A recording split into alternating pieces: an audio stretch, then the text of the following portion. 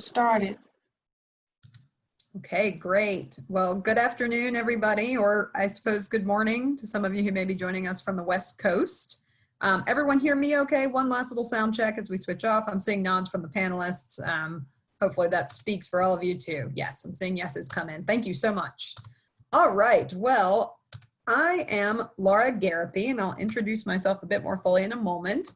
But first, let me welcome you again if you're just coming in or didn't hear Lois make some introductions to Learning Together, Case Studies and Implementing Faculty Learning Communities Around Information Literacy.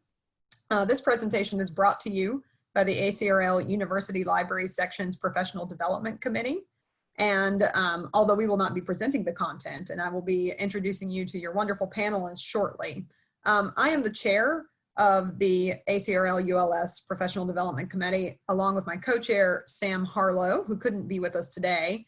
But I also have with me today my colleague Mo Chakraborty, who is one of our committee members, and she and I will be working together to moderate this program, collate your questions throughout the session, and just generally support any issues that our panelists or you may have while you're joining us today. This is one of an ongoing series of online programs sponsored by our committee, and I will drop into the chat box real quick, if I can get that all panelists and attendee label, a link here for our programs that we offer over the course of the year. Right now, we don't have any scheduled until fall, so you won't see future programs at the moment, but you will also be able to see programs we have offered in the past.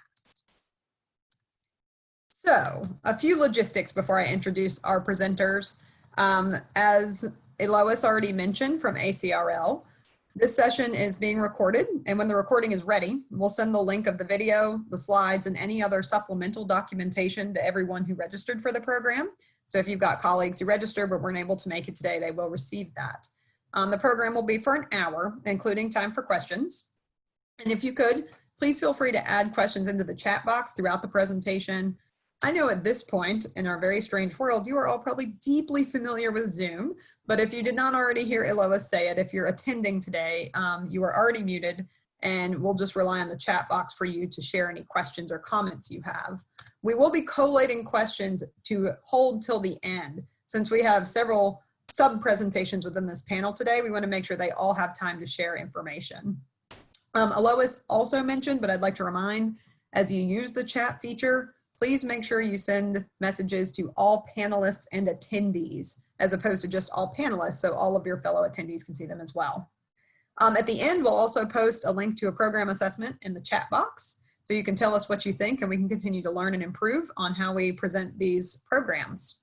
So with those announcements out of the way, very happy to start today's program, Learning Together, Case Studies and Implementing Faculty Learning Communities Around Information Literacy. I will keep my introductions very brief and let our panelists reintroduce as they move into their portions of the presentation.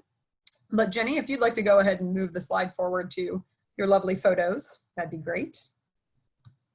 So our presenters today come from many institutions. We have Jenny Dale from the University of North Carolina at Greensboro, Joanna Gadsby at University of Maryland, Baltimore County, Katie Sullivan, also at UMBC, Debbie Morrow from Grand Valley State University, Hazel McClure, also from GVSU, and then Heather Snap from Florida Gulf Coast University. Very much looking forward to your presentation. There's really, can you beat a bunch of folks involved in instruction and information literacy presenting? They're often the most polished presentations we get. So thank you all so much, panelists, for taking the time to work with our committee to share this great information about faculty learning communities. So with that, I will hand it on over to Jenny, and I will mute myself. And as a reminder again, Mo and I will be monitoring the chat. If you all need anything at all, panelists or attendees will be ready. Thank you. All right, wonderful. Thank you so much, Laura, and thanks to all of you for attending. I'm so excited that we have such great attendance today. As Laura said, I'm Jenny Dale from UNC Greensboro, and I am joined by all the amazing people that you see on this slide. Just to give you a little sense of kind of where this panel got started or how it got started, I spent some time in summer 2019 looking around, just Googling, looking through LibGuides, looking through university websites to try to find examples of faculty learning communities that were focused on information literacy topics. And I identified all of these wonderful people who I interviewed and spoke to and who gave me lots of guidance and inspiration when I wanted to create my own faculty learning community. So that's kind of how we got started with this. I did paste this into the chat, but we do have a short link for our slides, go.uncg.edu/FLC slides. So here's our agenda for the day, the welcome. That's where we are right now, welcoming you. And then I'm going to provide some background on faculty learning communities, just a little brief overview of what they are and how they have been used in our library and information science field.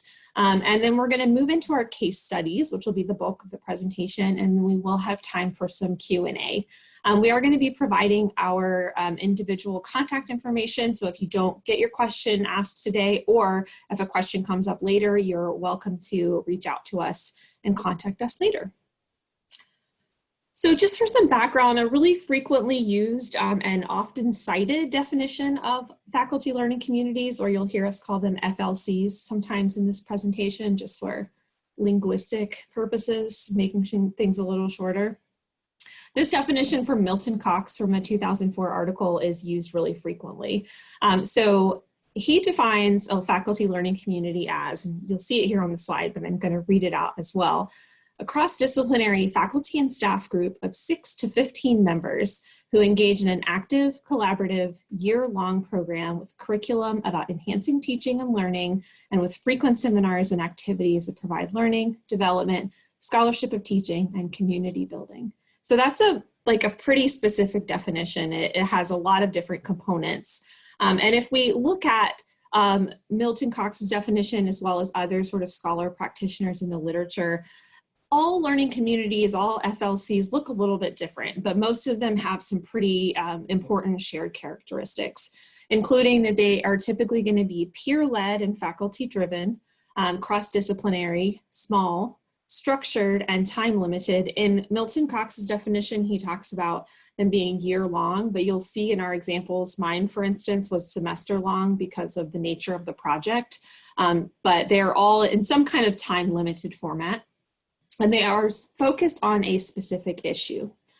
So that specific issue is going to vary from one FLC to the next. But if we take a look at the LIS literature about faculty learning communities, we can see they've been used in a really wide variety of ways. So I pulled out some highlights that I thought were particularly interesting.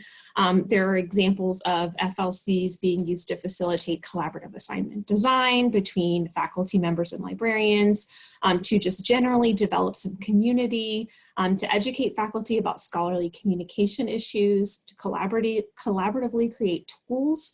Two examples I found that I thought were really interesting were a data literacy toolkit that an FLC put together, and a really interesting collaborative FLC project that resulted in a research methods LibGuide. So that was one where lots of librarians and course instructors got together to share their expertise. And then finally, I also like this example from 2010, which is faculty and librarians getting together to create surveys that faculty then used in their courses to get students to self-assess their own research and searching skills.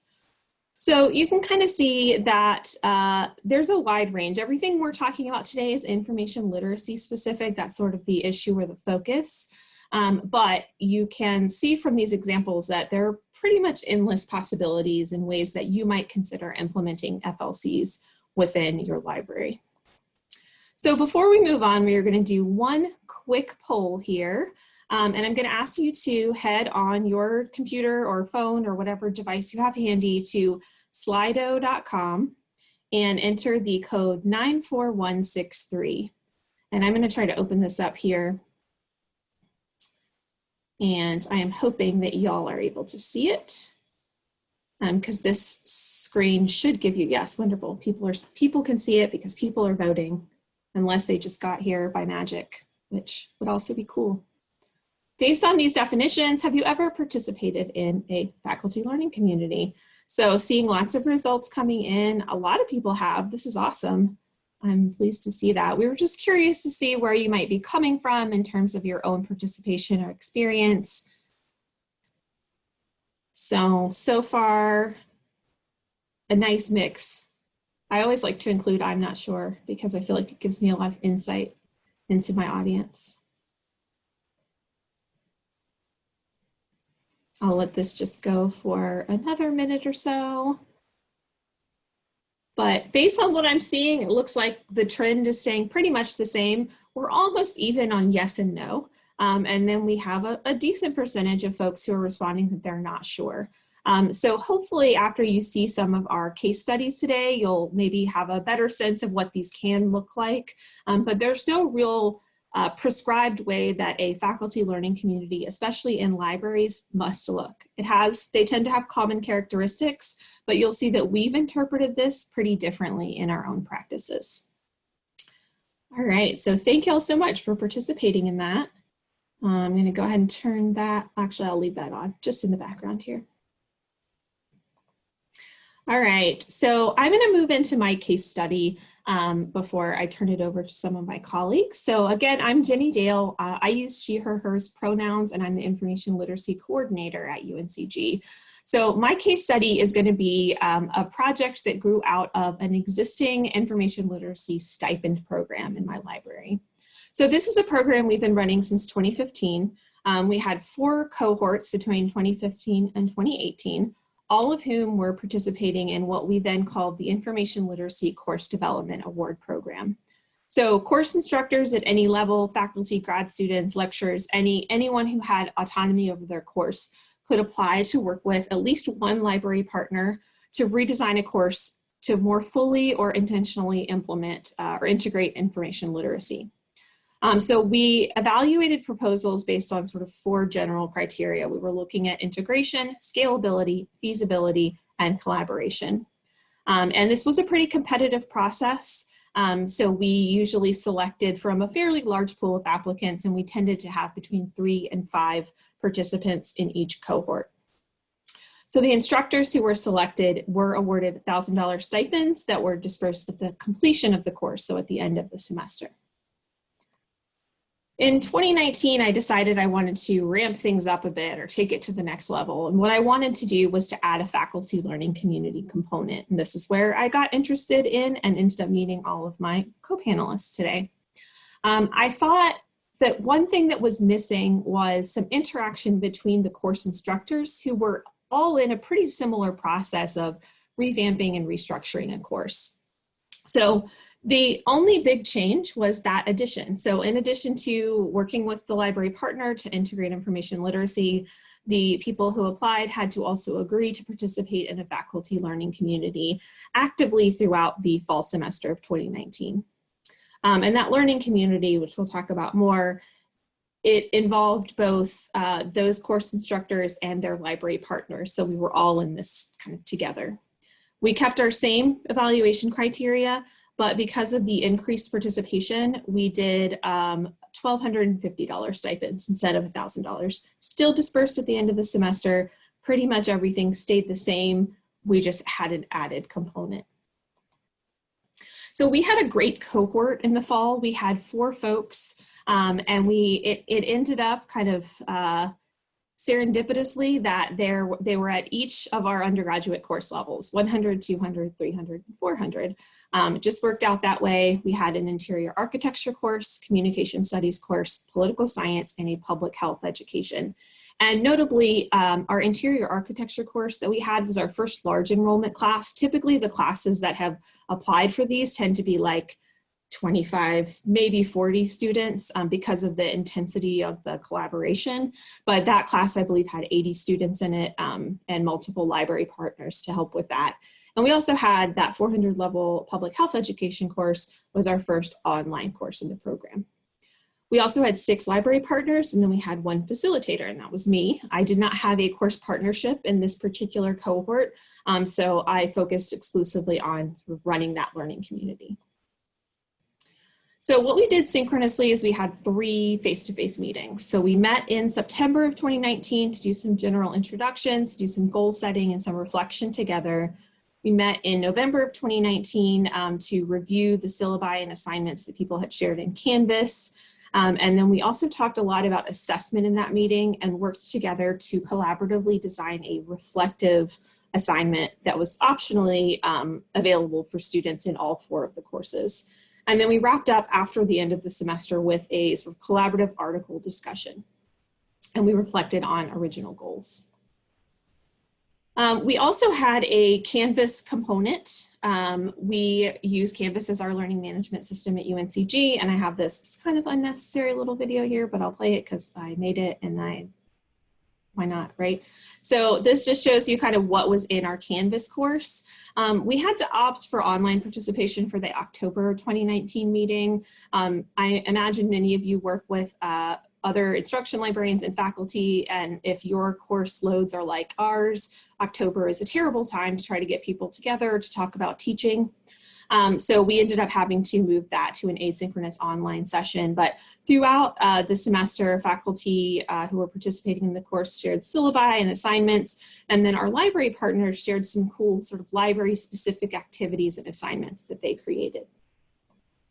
So if I could turn back time, if I could do this again, which I hope to be able to do in the future. We are not planning to run this again in fall 2020 for reasons that I'm sure are obvious to everyone here.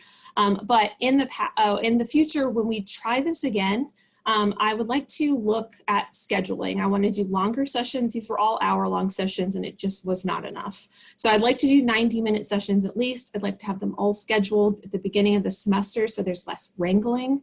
And I would also really like to start them in August with what I'm seeing as a possible collaborative assignment design workshop where everyone works together and we actually get some of these research assignments designed in a workshop setting.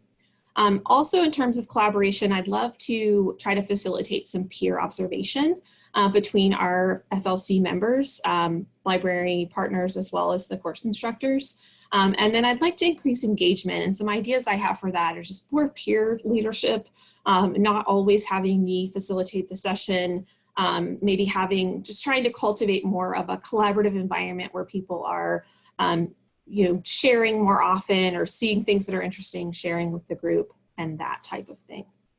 I had planned to do a more formal assessment during the spring semester, but again, everything was disrupted because of the COVID-19 pandemic. So I don't have any formal assessment results, but just based on my own reflections, these are some things that I would really like to implement in the future. And with that, I'm going to turn it over to my colleagues, Joanna and Katie. Hi, everybody. This is Katie Sullivan. I'm at the University of Maryland, Baltimore County. UMBC is a public research university of about 13,000 students just outside of Baltimore. So next slide.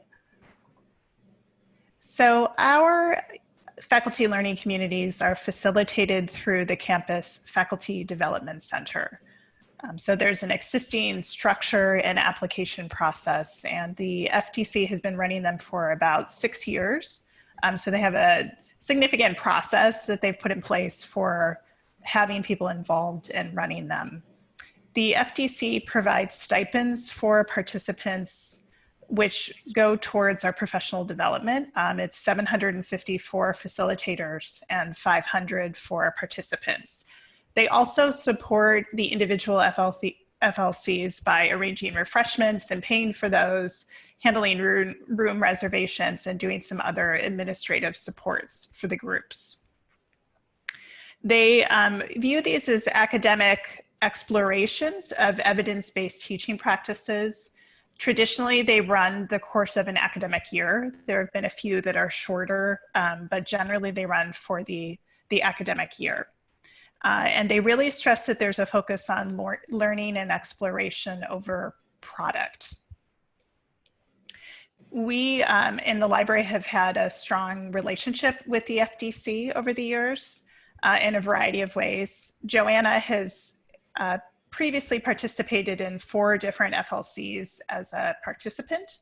And then the library has partnered and worked with the FDC on different programming and events over the years. So we have the combination of Joanna's experience as a participant, and our relationship sort of led Joanna and me to thinking about submitting this. This is the first time in our university that one of them has been facilitated by a librarian. Next slide. So our FLC, Cultivating Critical Thinking in the Classroom, specifically the topic was integrating information literacy into course content, thinking about this as the role of instructors sort of outside the librarian participation of a one-shot class or something like that, but getting it more embedded within the course content and thinking of the instructor as the person to deliver that. Our goal specifically was to explore and create discipline-neutral content that facilitates critical thinking in the classroom. We had 9 participants, and they were from a variety of disciplines. Most of colleges on campuses were represented within that group. And a participant was our Writing Center director, which was a nice relationship to kind of develop and have that person's expertise as part of the group too. We made a lot of decisions and about how the FLC would run at an initial kickoff meeting. So the Faculty Development Center starts off the year for the FLCs with a day-long kickoff meeting where they talk about, they provide some guidance and have some discussions and talk about some previous FLCs to give you a sense of how yours might sort of turn out. At this meeting, we asked all of the participants to kind of talk about their understanding, their knowledge of information literacy, what it means to them, what their experience thus far had been working with information literacy. And we also asked participants to kind of discuss what they'd like to improve or explore specifically. So we could have sort of a shared understanding of what that would look like. And we went through an activity which was helpful of asking folks to kind of place themselves on a spectrum of a variety of spectrums related to kind of what pace or structure they'd like to see. So we could kind of see how we should structure meetings, what expectations we should have for how the work would proceed. The FLCs are required to meet 4 to 5 times during the course of the academic year, which for us worked out to roughly about once a month.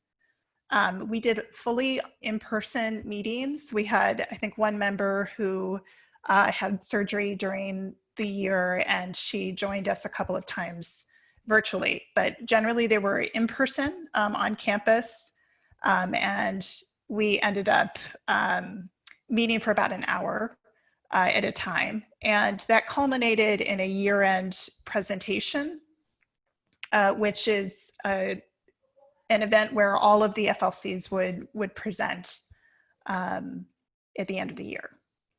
Okay, next slide.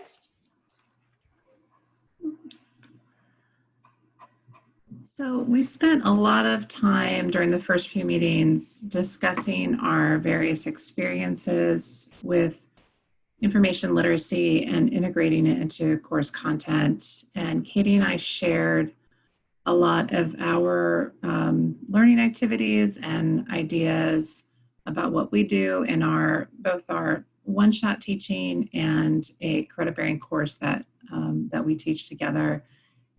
And before we determined what we were going to work on, so we had a lot of these discussions, and then we asked participants to select some readings and lead discussions also before we settled on a particular project. And the project that we settled on was creating this bank of learning activities, and they included learning outcomes. The idea was to make them discipline neutral so that they could be dropped into any course and be used for a particular part of the framework, which is how we ended up structuring this. And the learning activities were also intended to be used in a particular class period, so short activities, and that there could be some adaptation and flexibility within these particular activities. So that was what we settled on as our project to work on. And it was something that Katie and I had already started in the library. And once we introduced this idea to the rest of the group, we all kind of worked together to enhance it and complete it. So with that in mind, it felt like the FLC became very focused on our experiences and our expertise. It was very difficult to get others in the group to really think of themselves as potential experts in this field. They were hesitant to take on any leadership roles and really took all of their cues from us. And, thinking back on it, I wish that we had found more ways. I feel like we tried pretty hard to get them to take more ownership and look at it from their own disciplines, but they really relied on us and our expertise as librarians in this field. So, if we were to do this again, we might think of something that would be more of a neutral topic that didn't seem so heavily focused as our own content or something that we are so invested in as librarians. And the other thing that felt a little, not unfortunate, but just that was a lesson learned, was that once we started working on this bank of learning activities, it became all about that. And really working on it during the meetings, working on it outside of the meetings, and then sort of the learning process and learning more about how to use and integrate information literacy activities and topics within their classrooms and their disciplines got lost a little bit. It became really focused on this bank of learning activities that we were working on together. And I really wish that we had spent more time. We felt pressured to come up with a project, and I just wish that we'd spent more time really exploring what it could be. But it was difficult because we were meeting once a month for an hour. So I think if we had maybe spread out our meetings a little bit and made them longer so that we really had more luxury of time to explore these ideas, it probably would have worked out a little bit better. All in all, it went really well, but it did feel really focused on our expertise and our product.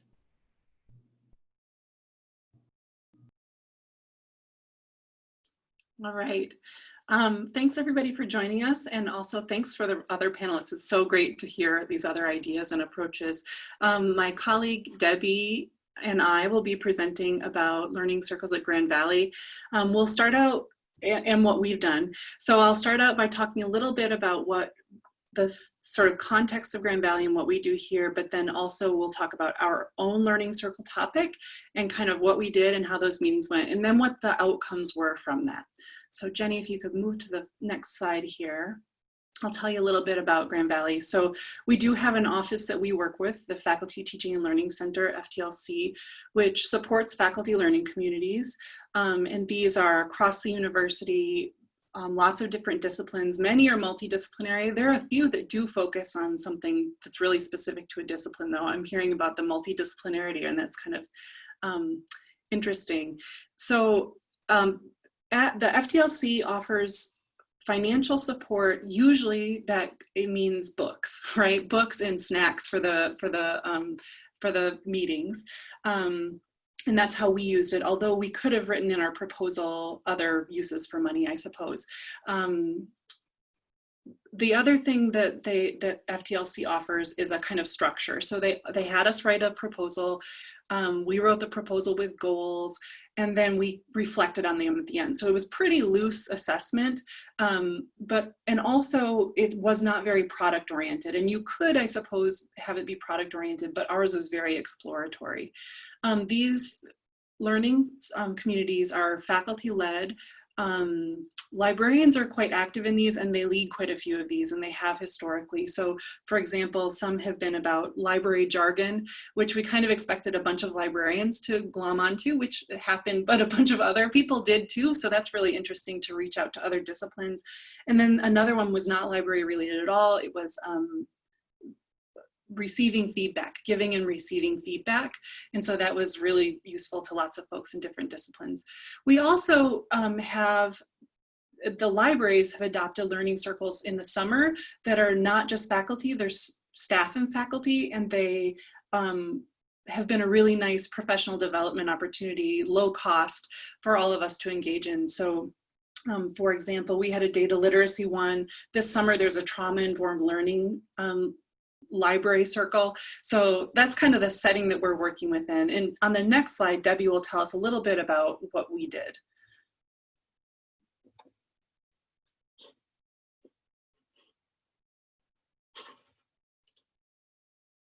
Debbie, I think you're muted. I apologize. The title that Hazel and I gave in our proposal for Fall 2017 Learning Community was Evaluating Resources, Misinformation, and Fake News, Promoting Advanced Information Literacy in the Classroom. And the book that we chose to use as the springboard for our discussions was The Internet of Us, Knowing More and Understanding Less in the Age of Big Data by philosopher Michael P. Lynch. We focused especially on the early chapters in that book, where he reflects on the nature of knowing and the impacts of technology and social media in our current environment. That was important because the last presidential campaign and election in 2016 seemed to coalesce quickly around a historical moment that everyone wanted to talk about. Fake news and alternative facts were phrases that were just cropping up everywhere. We saw the FTLC's Faculty Learning Communities program as an opportunity to bring these concerns back to potential in the classroom for integrating information literacy with immediate real-world concerns.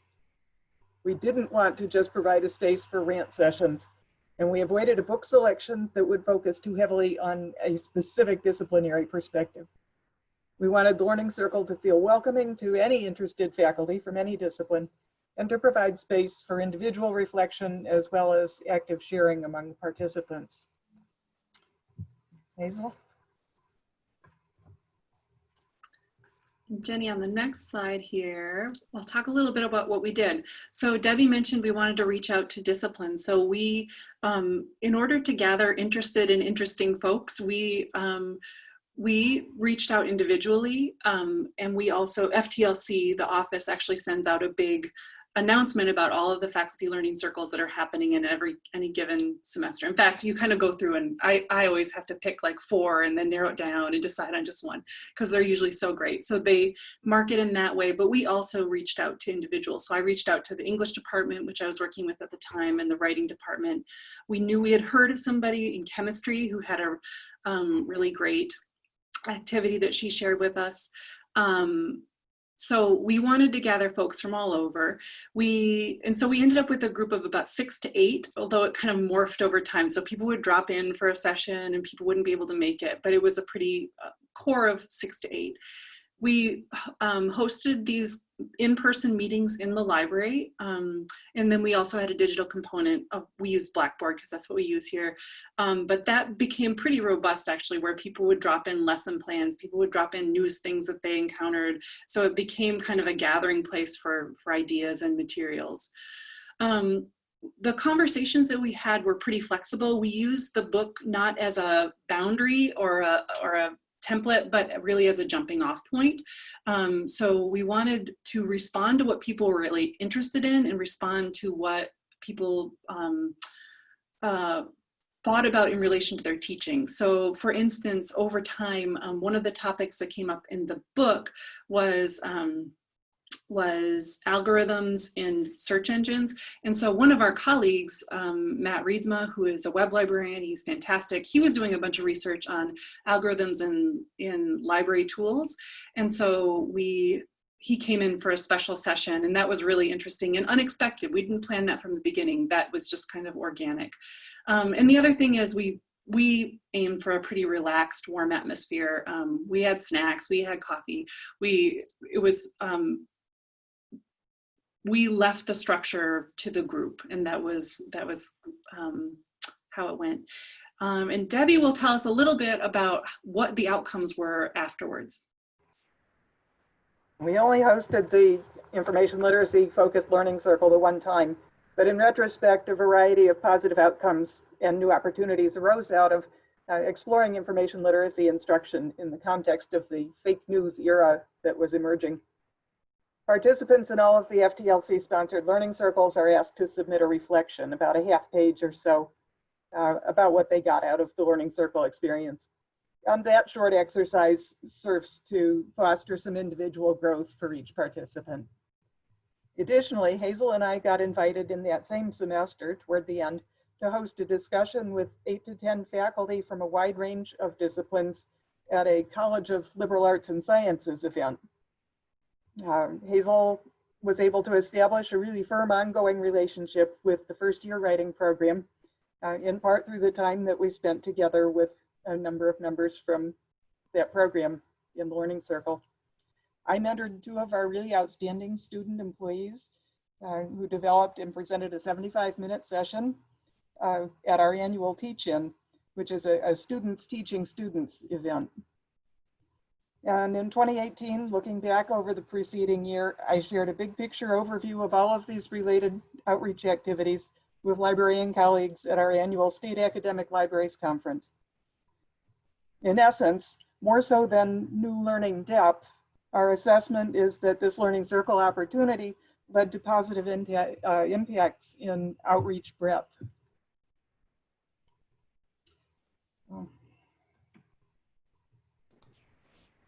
Okay, thank you. So I'm Heather Snap. I'm the first year experience and outreach librarian at Florida Gulf Coast University. And I'm going to share with you some details about the 2 faculty learning communities that I offered. But first, on the next slide, a little context on how they came about and how they fit into a bigger picture. So the FLCs that I offered were part of a 2-year faculty fellowship that I did through our center through faculty development, like others. There were 4 of us fellows, and each of us had our own focus. So mine, of course, was integrating information literacy objectives more intentionally into assignments and courses. So the activities that were part of my fellowship took a variety of forms. Each of us fellows started with a 15-minute Ignite talk, which was intended to introduce ourselves and serve as marketing for some of the further services that we were offering. In addition to that, I offered an hour-long workshop that I called Mind the Gap, creating assignments that fill in students' information needs. I also conducted one-on-one consultations and created online resources that could be accessed later. So part of all of that were the faculty learning communities. They were offered in spring and fall of 2019. There were 5 one-hour sessions that we did over 9 weeks. So the next slide talks a little bit more about the structure and content. So I ended up deciding to use the book Teaching Information Literacy Reframed. And I found that it really helped to provide structure and content for the faculty learning community. In this book, each of the 6 frames is discussed in a short chapter of 3 to 5 pages, and then it's followed by about 10 exercises that could be skimmed through for ideas on activities to teach each of those frames. It also provided all of us with a shared vocabulary around the framework and provided lots of ideas and discussion. I really liked that it wasn't a lot of reading for participants, but that it really gave us a lot of material to work with. So the next slide breaks down our schedule a little more. So before the first session, participants read William Bagke's A Letter from a Librarian to Professors Everywhere. I'm guessing that a lot of you are familiar with this article, but if not, it's a great read to share with faculty. It discusses a librarian's perspective of students' information literacy knowledge and needs, and it's also really manageable at 3 pages. So before that first session, participants also read the first chapter of the book, and which gave them an introduction to the framework. I started the first session just asking participants what they thought information literacy was and how they typically tackled it, if at all, and shared some definitions with them. We also discussed where they thought their students' information literacy skills were within their disciplines, and also where their students and even their own lessons could use improvement in the area of information literacy. So during the bulk of the sessions, from sessions 2 to 4, we tackled 2 frames or chapters each session. There were a lot of questions that we discussed, but I found that having these 2 questions here on the ready to go and start with really helped just kick off the discussion, just asking them what their takeaways were and what exercises they thought they could use or modify in their courses. It also helped the discussions to be about what they wanted to focus on before moving on to other things. And then finally, during that last session, we discussed the last chapter of the book, which was about creating rubrics and learning outcomes and assessments. And then the participants shared what activities or assignments that they had created or modified during the course of the faculty learning community, or that they had intended to. So the next slide just goes into a little more detail about what we did with the material in each session. Discussion was definitely the primary activity. These FLCs ended up being pretty small, which is 5 and 3 participants. And that changed up a little how I approached them from what I had originally planned. I envisioned these FLCs as these intensive workshop experiences where participants would be creating or modifying assignments as we went, you know, in this room that would be abuzz with information literacy energy. When it came down to it, participants said that they preferred to continue discussing and then think about it and work through it on their own time later, instead of using our collective time together to work individually. And so I went with that. I think we still had some good creative information literacy buzz going on in our discussions. Participants were from a broad range of disciplines, and given that the groups were so small, we were actually able to delve into conversation about the needs for their specific courses. So in this way, it ended up being that having small group sizes was a plus. So the creative work I envisioned actually, I think, started occurring more after the FLCs are over, which is the next slide. 3 of the participants met with me individually to modify their assignments. One of the composition instructors and I wrote an innovative assignment design grant to completely overhaul one of her assignments on source evaluation that she thought had been unsuccessful previously. So we focused on a specific frame on authority as constructed and contextual, and the assignment that we created ended up requiring more critical thinking of students. We are planning to share it with all composition instructors to possibly incorporate into their courses. I also, after the FLC, created some online resources in the form of a LibGuide and some blog posts that could be accessed after the FLC by participants or really for anyone. So finally, the last slide has a little bit of outcomes. All of the participants who took the assessment survey said that they incorporated new or modified assignments into their courses as a result of the FLC.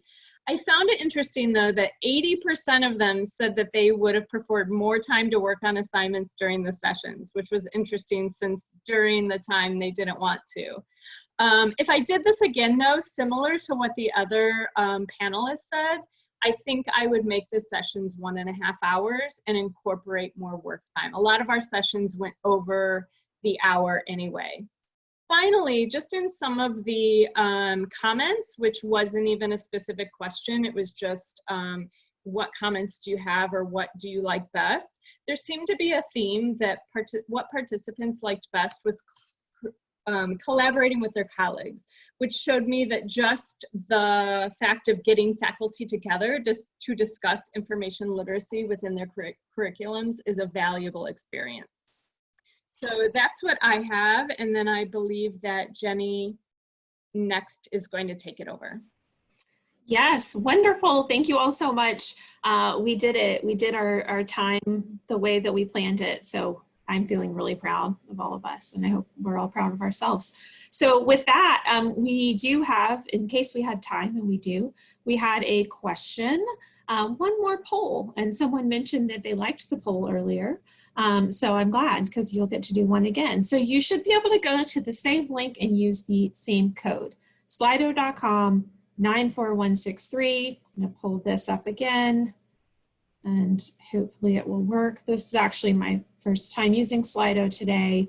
I mean, I tested it, but this is my first time using it live in a presentation. So this last question I had for y'all was based on the models you've seen today, do you think that implementing a faculty learning community focused on information literacy is a possibility at your institution?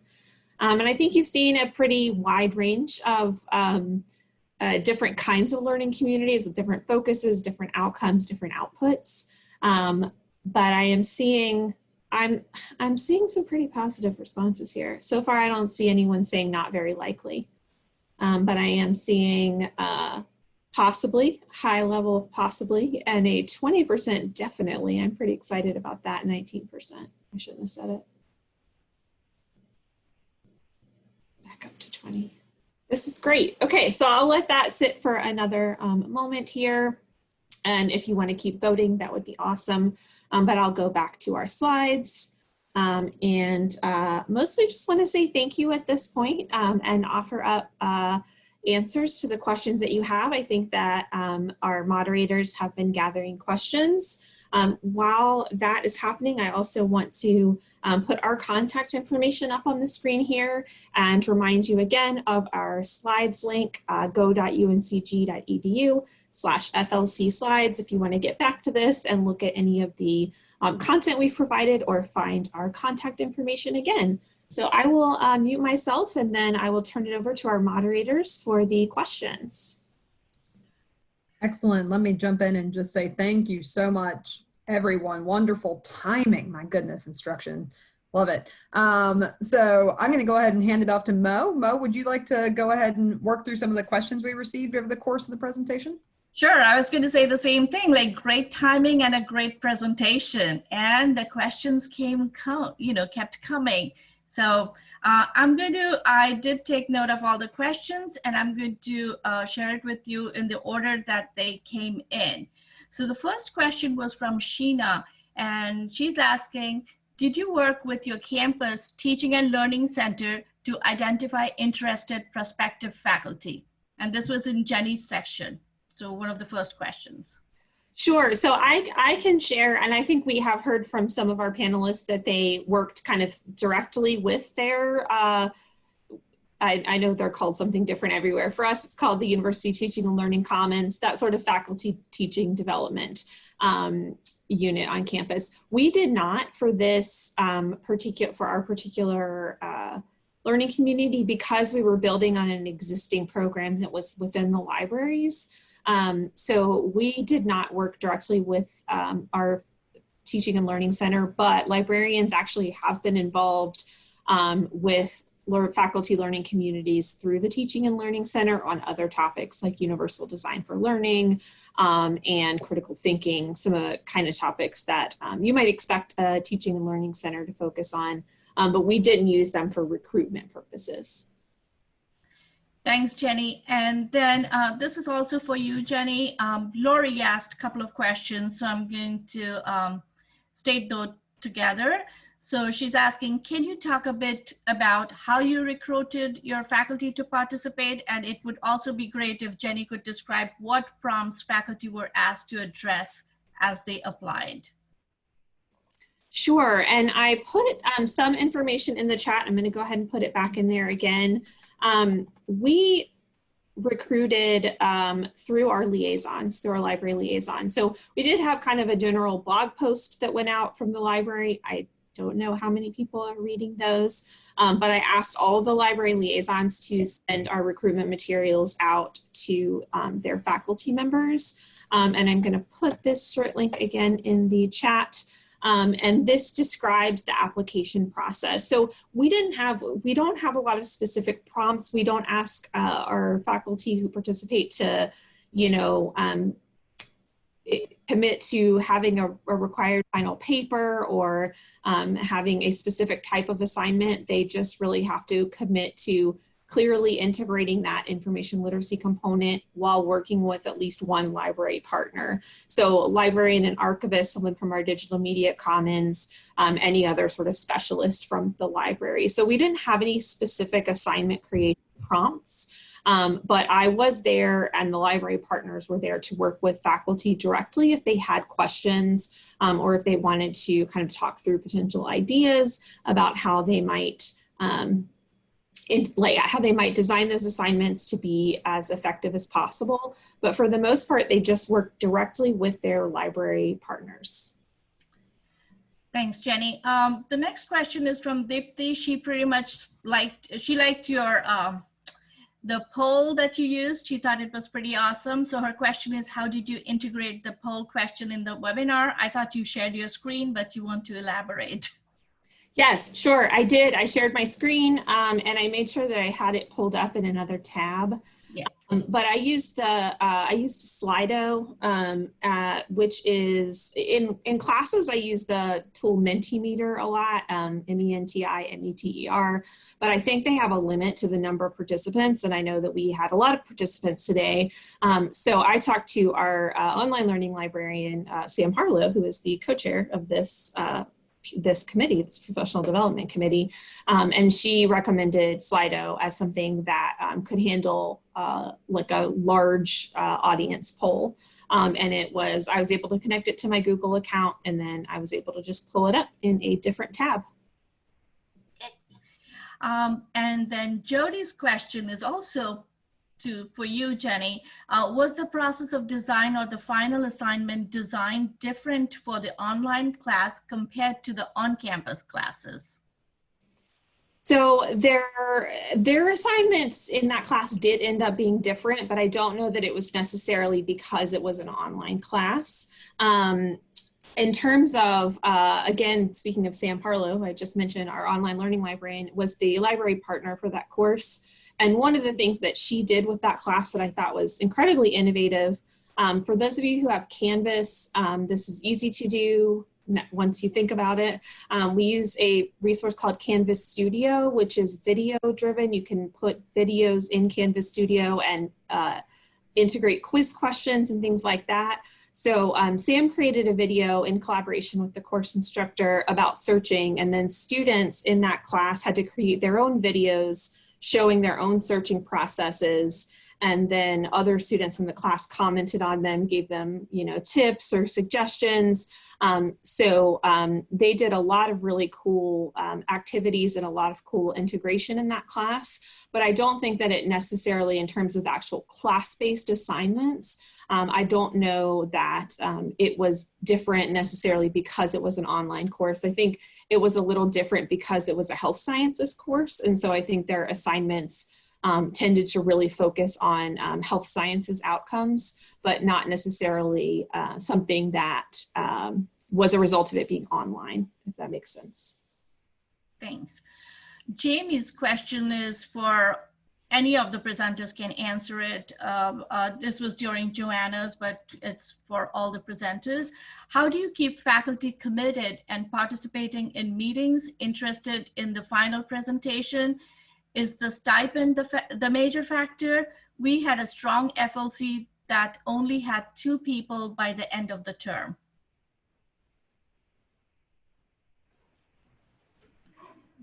I can mention, I don't know if anyone else wants to speak to this, but I know that at UMBC, you have to attend a certain number of meetings to receive the stipend at the end of the year. So I think that's probably a big incentive. In the group that we facilitated, we didn't have any attendance issues, particularly when some people were out, they joined us virtually. I have been in other FLCs as a participant where it became, people became more of an issue because people's schedules changed and they just ended up leaving the FLC altogether. But I do think the stipend incentive is fairly strong. Yeah, I would second that with my experience. We specifically don't disperse the stipends until the end of the semester. I don't know that we've never run into this with any of our other stipend programs where someone didn't complete the work, but I guess technically if they didn't, we would just not give them the money. I wish that we had done, like several other folks, food and also like books or other sort of materials that I think make for some sort of like tangible incentives in addition to that stipend. Anyone else wants to jump in, or should I move on to the next question? Well, I'll say, just because we don't have a stipend, in fact, I never even considered that. That would be awesome if we had a stipend, but we don't. But we didn't, I don't think we had trouble with attendance other than people are just so busy. So as a participant, I know I signed up for an FLC once. I was super interested, but they scheduled every single meeting when I have my department meeting. So I couldn't go to any, so I would participate virtually, and I talked to one of the people running it a few times about the book, but I couldn't participate. So I think I recognize that sometimes attendance is because people just are so busy. But I think if people feel an ownership and the schedule works, so I think we worked pretty hard to find a time when everybody was available. So doing that early, I think will really help too. Just making sure that it is a time when people can come. Yeah, for us, like food is a big incentive. So we do have food at every FLC meetings. Okay, so the next question is from James, and this is for all of you again, so whoever wants to answer this.